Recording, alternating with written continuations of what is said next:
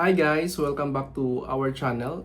And for today's video po ay mag-unbox tayo ng Kobe 9 na orange frost yung colorway. At kung mahilig ka pala sa mga basketball shoes at kung nagugustuhan mo yung aming mga content about basketball shoes, please subscribe to our channel and please click the notification bell para ma-update po kayo sa mga bagong upload po namin. So after the unboxing of the shoes, later po ay ipapakita ko sa inyo on fit para makita nyo po yung itsura ng Kobe 9 pag nasuot na sa ating mga paa, if maganda ba siya tingnan or hindi. So start tayo guys sa box. Ito pala guys yung box ng Kobe 9. So may logo ni Kobe dito sa front, tapos meron siyang signature. Yung box niya pala guys parang ano siya, parang snake skin yung box ng Kobe 9. So, eto guys yung itsura niya guys. So, pag open mo ng box, meron siyang sticker ng logo ni Kobe. At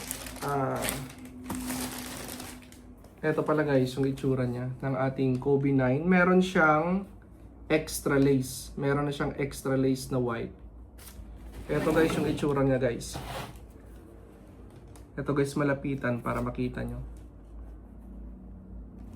Yung kulay pala nito guys ay orange frost.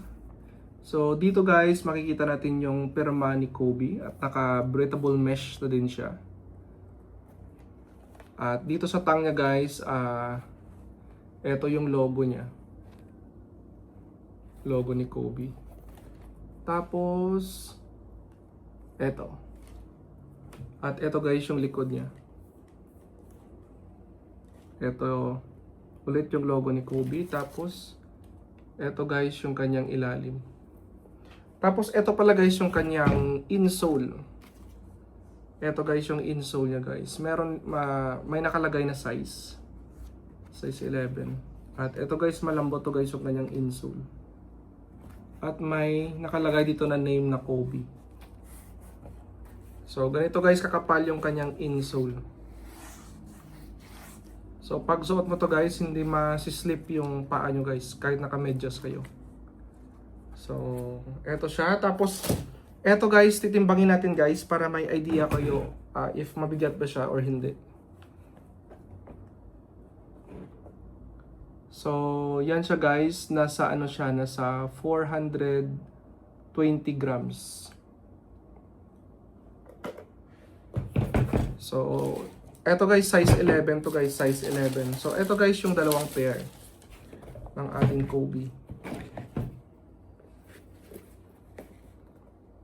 At eto guys yung itsura niya guys on fit para makita nyo guys kung ano kaganda.